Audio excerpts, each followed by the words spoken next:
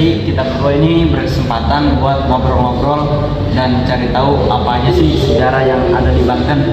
Sebelumnya lu pernah dengar nggak sih pepatah yang bilang tak kenal maka tak sayang? Sebelumnya perkenalkan gue Irfan. Dan gua sekarang di sini. Nah, jadi kali ini gue mungkin ada beberapa pertanyaan ya buat ke si Aska. Lu tau nggak di Banten itu katanya banyak kerajaan-kerajaan yang bersejarah ya? Iya emang banyak, tapi yang paling terkenal tuh Sultan Ageng Tirtayasa. Jadi Sultan Ageng Tirtayasa itu salah satu tokoh yang berperan besar dalam runtuhnya Kesultanan Banten adalah Sultan Haji, raja ke-6 yang berkuasa dari tahun 1683 sampai 1687 Masehi. Gue dengar-dengar katanya Sultan Ageng Tirtayasa itu dikhianati anaknya sendiri. Emang bener ya? Iya emang benar, dia tuh emang dia itu teman sendiri.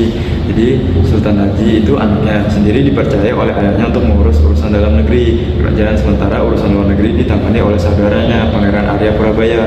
Namun Sultan Haji si anaknya ini tidak puas dengan peran yang diberikan kepadanya.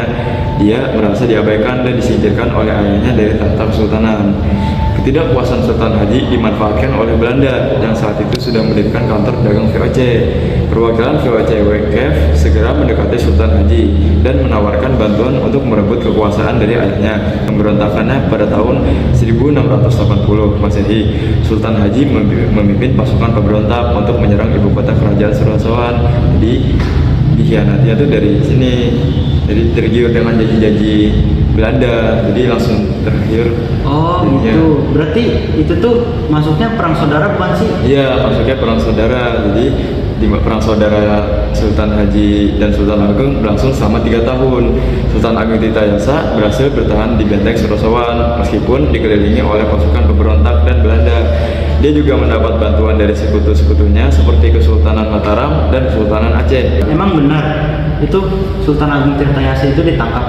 Ya, Sultan Ageng Tirtayasa ditangkap dan dibawa ke benteng Spelwijik milik Belanda. Sultan Haji kemudian naik tahta sebagai Raja baru Kesultanan Banten. Nah, akibat dari pengkhianatan ini, Sultan Haji mengira bahwa dengan bekerja sama dengan Belanda, dia akan mendapat keuntungan dan kekuasaan.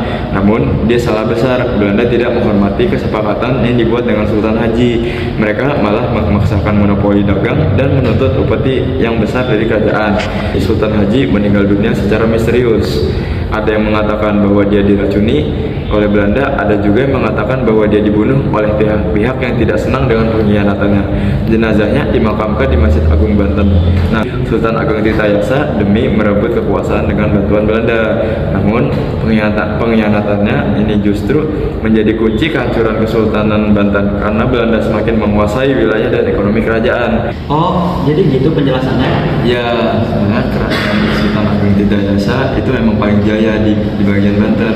Nah, kejayaannya itu dikhianati oleh anaknya sendiri, gitu langsung. Karena dikhianati oleh anaknya sendiri, langsung runtuh kerajaannya. Jadi kayak langsung udah bubar. Ayo kita sapa dulu yuk. Ya, oke, jadi sekian dari kita kali ini. Guys.